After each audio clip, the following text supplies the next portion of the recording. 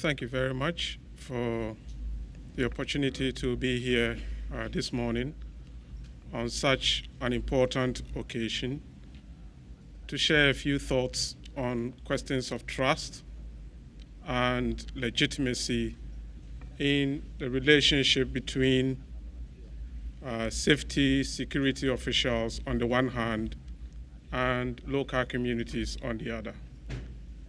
And what I'm trying to do this morning, because we are concerned about how to build trust and legitimacy, is to introduce us to some of the key ideas in what we mean by trust, what we mean by legitimacy, and what is it that the research evidence we have so far suggests are ways to build trust in local communities.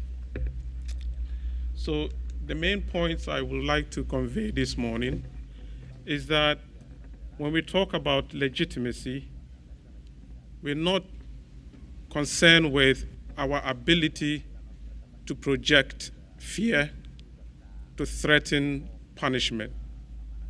Legitimacy is more about the recognition of our authority of power as being valid.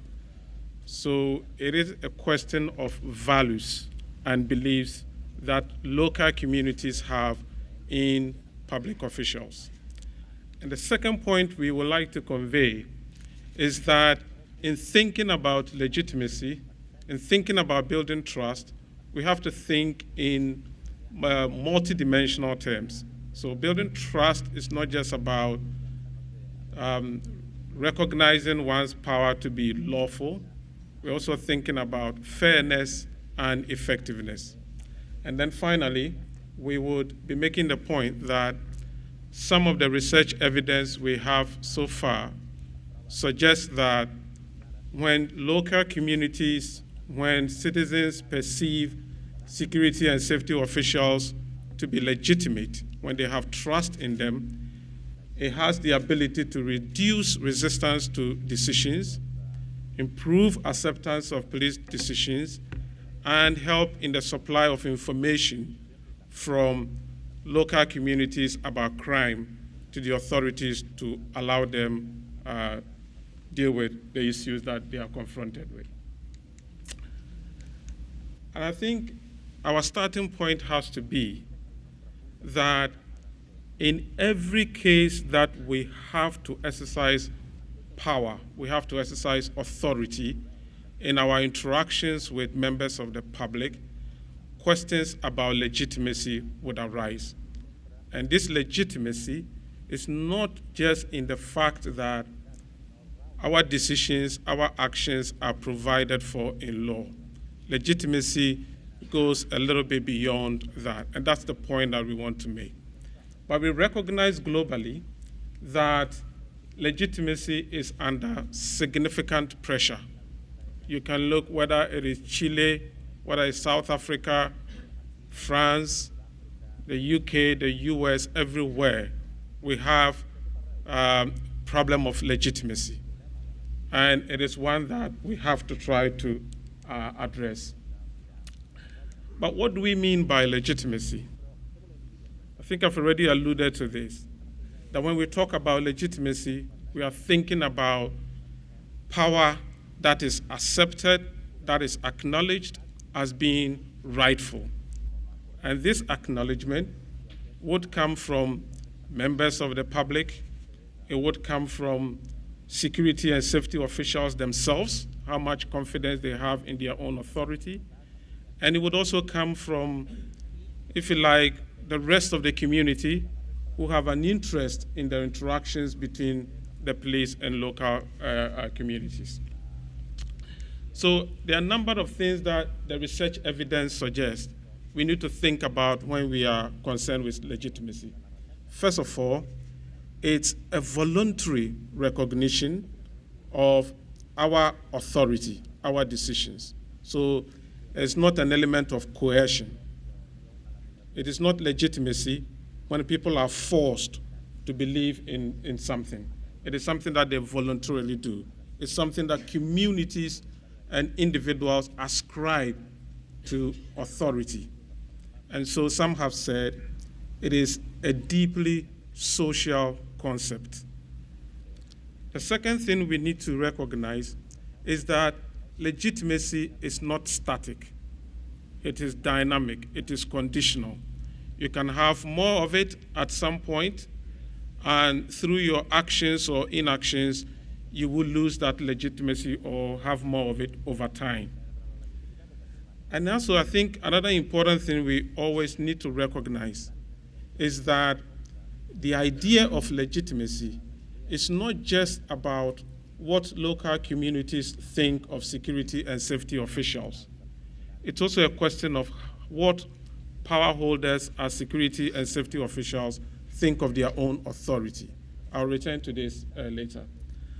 But finally, the one crucial issue that we want to emphasize is that legitimacy is best approached as a continuous dialogue, always investing in communication, dialogue between officials and their various audiences, because it is in this dialogue that we come to understand what the expectations of local communities are and how do we work towards addressing those expectations. So the idea of dialogue is central to the question of legitimacy. And of course, the dialogue can happen at different levels, at the levels of different security institutions, safety institutions, at the level of interactions between us and individuals.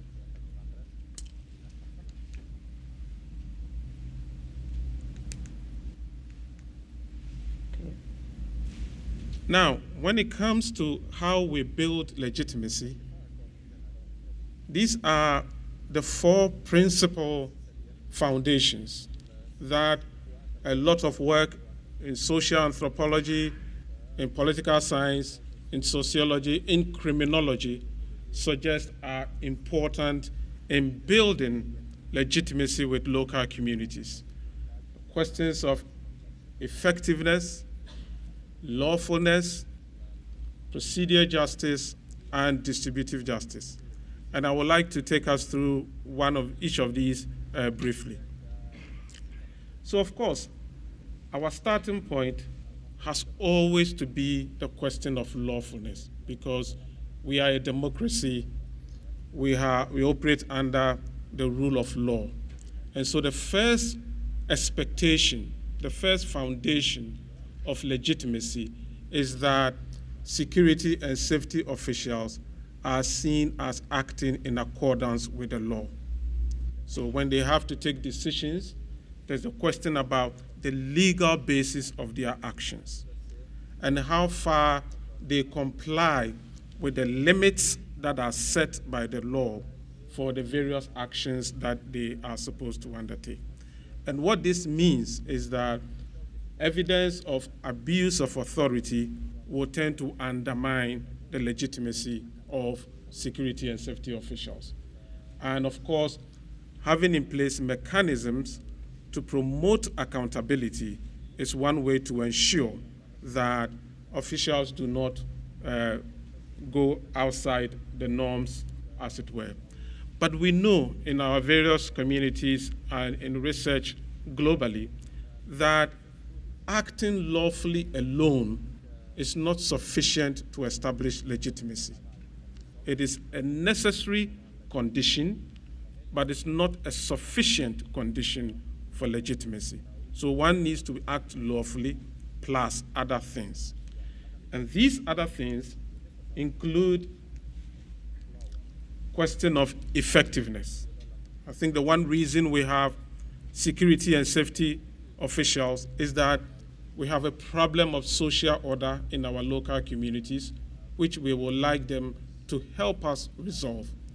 And the extent to which they are seen to be effective in identifying these problems, designing strategies to address those problems, to that extent, they will be seen as legitimate. And so there are questions about protection of citizens, the ability to maintain social order, and of course, helping citizens to feel safe. And I think the question of safety, feelings of safety, is probably the most challenging issue for criminal justice, because we know globally that crime rates can go down and yet citizens don't feel safe. You can do a lot of work in trying to reduce fires and other safety issues, and yet citizens do not feel safe. But it also remains the case that when the legitimacy of officials have come under pressure, it is partly because they are seen as ineffective in dealing with crime problems. And I give this example of police investigations of rape cases in England and Wales.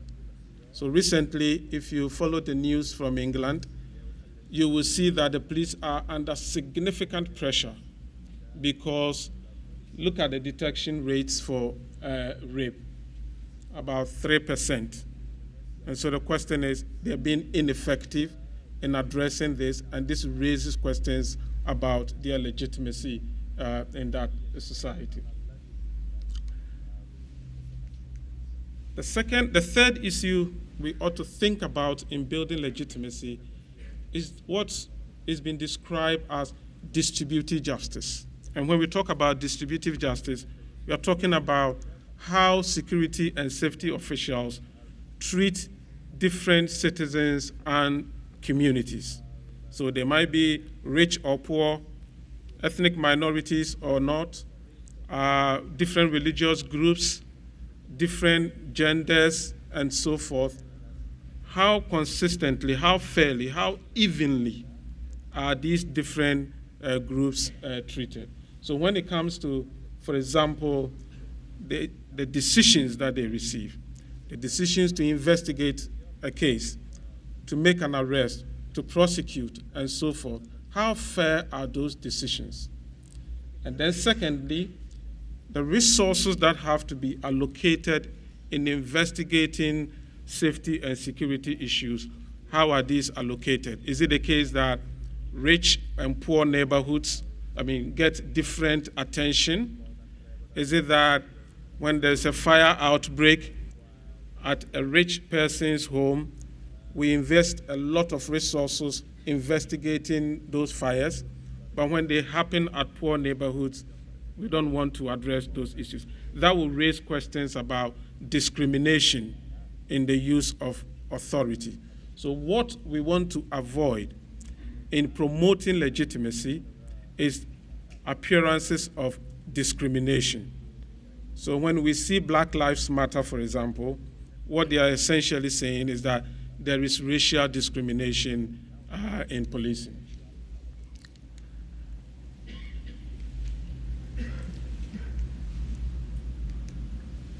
The third dimension of legitimacy is the question of procedural justice. And here, we are not talking about administrative procedures. We are not talking about criminal procedures. We are talking about people's experiences with safety and security officials. How do they think these officials treat them?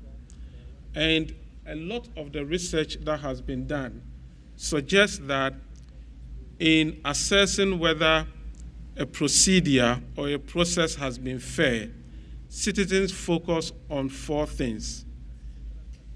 Did they have a chance to participate in the decision making? Did the officials listen to them? Did they show care and concern for their well-being? Were the procedures used impartial? And finally, was there evidence of respect in the interactions? And I just want to highlight how this might look like. So how does it look like in giving people a voice, right? In inviting their participation. We are thinking about offering them a chance to ask questions. And this has nothing to do with whether you would enforce the law or not. You can enforce the law, but it's a question of how is that enforcement done. And here, when people think about being offered a voice, you're thinking about whether we were listening to them, We are giving them an opportunity to tell their side of the story. We seem to be taking into account their views, their stories in decision making. We are asking people's views of the problem and how it could be handled, rather than us parachuting, imposing sometimes the solutions. We are consciously asking for feedback and taking that feedback into account where possible. So that's what it might involve when we are thinking about voice. Trustworthy motives. I mean, when you are dealing with a security or safety official, you can never tell what the person or the official's motives are. So you look for cues, you look for some information, some signs, some signals that might tell you the intentions of these officials. And what we find is that when we invest in explaining the purpose of the process, most citizens have no idea the legal processes and so forth. And if we take the time, the evidence suggests, in explaining those processes and so forth, that can help suggest that we care for their well-being. And then I think especially being sincere and caring, even as we are enforcing the laws, and ensuring that decisions are made not based on the personal feelings of security and safety officials, but on the basis of evidence that might be available. Then think about demonstrating impartiality. How would we convey to citizens that we are being impartial, we are being neutral, so to speak? These are some of the other ways that we can try to do that. Consistency in the application of the rules where possible, so that it doesn't appear that similar cases are unduly being treated differently. Explaining how decisions are being made, how did we come to reach the decisions that we did, referring to the rules in trying to enforce decisions or explain decisions. So these are some of the ways that we can try to demonstrate impartiality. And then finally, the question of respect. And of course, we know that respect means different things to different people, different things in different communities. And again, this takes us back to the issue of dialogue, because it is through dialogue, it is through knowing our local communities that we will become aware what issues might be seen as disrespectful and so forth. And of course, we also know, especially when we are dealing with young people, the youth, respect is a major issue for them. And these four dimensions, if you look at the research evidence, respect is the one that always emerges as the most powerful way of demonstrating fair procedures. So the tone of voice, the choice of words, right, that is used in conveying or in enforcing the law. How do we try to communicate to citizens that we care about their rights? Their rights matter a great deal to us in enforcing the law, focusing on the person, treating them as human, showing concern for their needs and for their well-being, taking what they say seriously. I mean, it's only when I respect you that I will take what you say seriously, that I will listen to what you have to tell me. And then, of course, ensuring that we provide the right information at the right time and in a format that citizens can understand. Okay.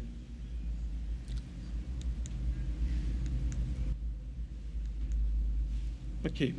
So one of the leading scholars in research on procedural justice and legitimacy makes this fundamental point, that these four dimensions that we have discussed, lawfulness, effectiveness, fair procedures, even distribution of outcomes, they do not build legitimacy simply by having mission statements that say, well, we are committed to lawful enforcement of rules, we are committed to treating citizens with respect, and so forth. The test of these things is during the everyday interactions that people have with security officials. So, for example, when somebody goes to a police station to register a case, when the police are at their property to search them, during a stop and search, when there is a fire outbreak at somebody's residence and emergency services go there, how do they treat these individuals? Do they convey the sense that they are competent, they are respectful, they are acting in accordance with the rules, and so forth? So he makes the point that the everyday encounters that people have with these officials are a socializing experience, right? They become socialized into the nature of the law, the nature of the police's commitment to trust, to building trust, and to questions of legitimacy, and so forth. And this is why we often say in the legitimacy training that we offer security officials that they ought to pay particular attention to encounters, that the everyday encounters are crucial. You have a lot to lose, but very little to gain when during these encounters. So we can begin to summarize, and here I try to summarize what the evidence is suggesting. And the evidence from various criminological studies suggests that when people perceive the police to be legitimate, they perceive security officials to be legitimate, they perceive safety officials to be legitimate, it creates in them a greater obligation to obey them, which then translates into these outcomes. They will be willing to supply information about safety, about security to the authorities. They are more likely to comply with the law, whether the law concerns environmental law, whether it concerns traffic regulations, whatever that you can think about. The evidence is that when people perceive us to be legitimate, they are more likely to comply. They are more likely to accept the decisions that we make, even when those decisions are unfavorable, right? Even when those decisions are not the decisions that they expected. They are more likely to accept them if they thought that, for example, they had been treated with respect and dignity and so forth. And then, of course, improve the safety of officers. One thing we learned from some of the studies on, for example, body-worn video cameras is that when you change the quality of the interactions between officials and citizens, such that officers are being more civil in their interactions and so forth, it improves the safety of officials. It reduces attacks against them. Okay. I wanted to use this as just briefly, because of time, the issue of the London riots. And we all saw in 2011 that a young black man was shot dead, and this generated widespread riots across London, burning of property, looting, in some cases attacking police officers. So after the incident, some researchers went back, tracked down some of the young people who were involved in these riots to try to understand why is it that they would appear suddenly to be breaking the law, burning property, and so forth.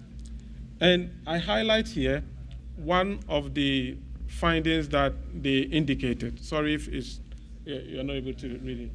But the point here is that it is not just the shooting that suddenly created this resentment. It's rather a history of poor interactions between them and the police. So they make the point here that especially in the police use of stop and search powers, that during these stop and search powers, they experience the police enforcement to be humiliating, to be targeting them, and not just them as individuals, but also the communities that they are from. So when we are thinking about public order issues, and we want to manage those public order issues, our starting point as an institution that wants to build legitimacy is to have a strategy of ensuring that the everyday interactions that citizens have with the police are ones that are consistent with some of the principles that we have enumerated.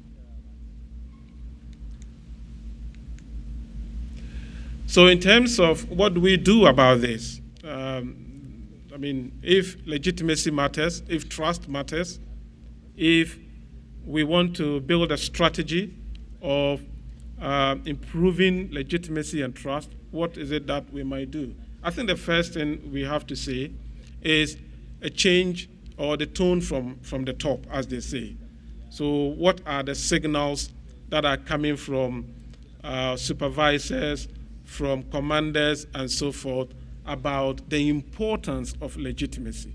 They themselves recognizing that legitimacy and trust matter, and sending those right signals.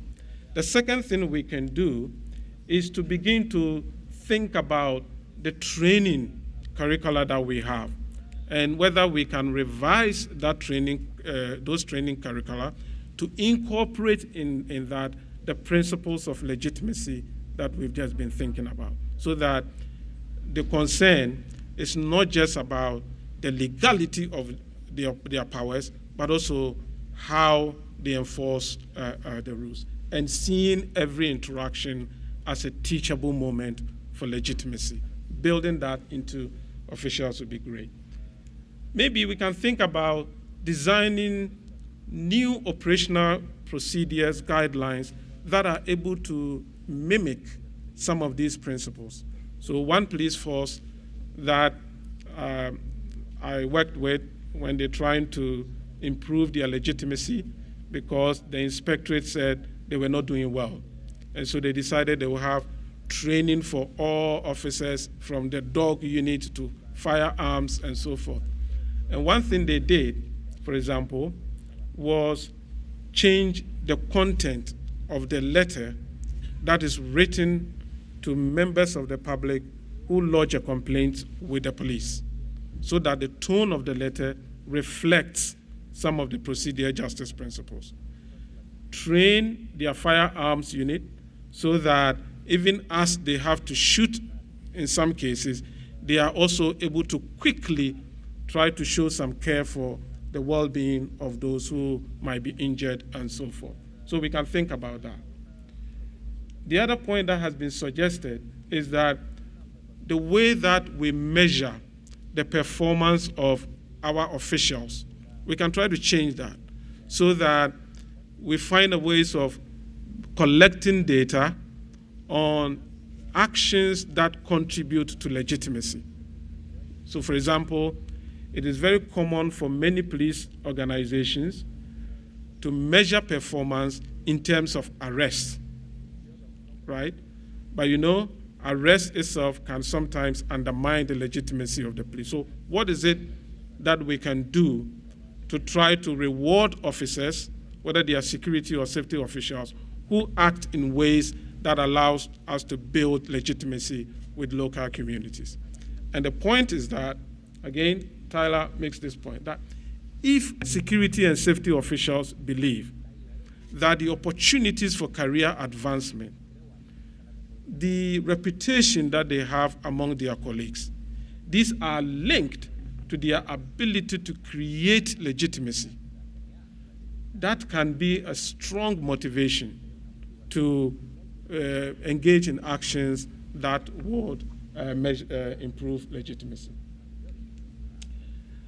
But we have to make this point as we come to a conclusion, that if our concern is about how we get especially frontline officials, safety officials, to act in ways that build legitimacy, then we have to invest in improving their experiences within their places of work.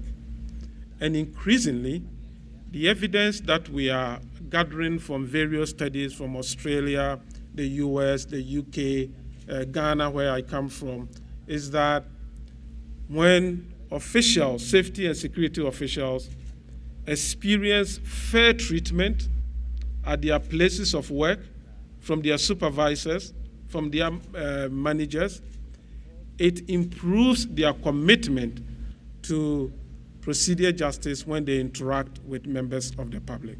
And I think that is not a controversial thing to say, because if you are my supervisor, you don't listen to me, you don't explain your decisions, you seem to be favoring some of my colleagues rather than others, you don't show care for my well-being, you treat me with disrespect, it is very difficult to then tell me to go out there in the public and do exactly the opposite.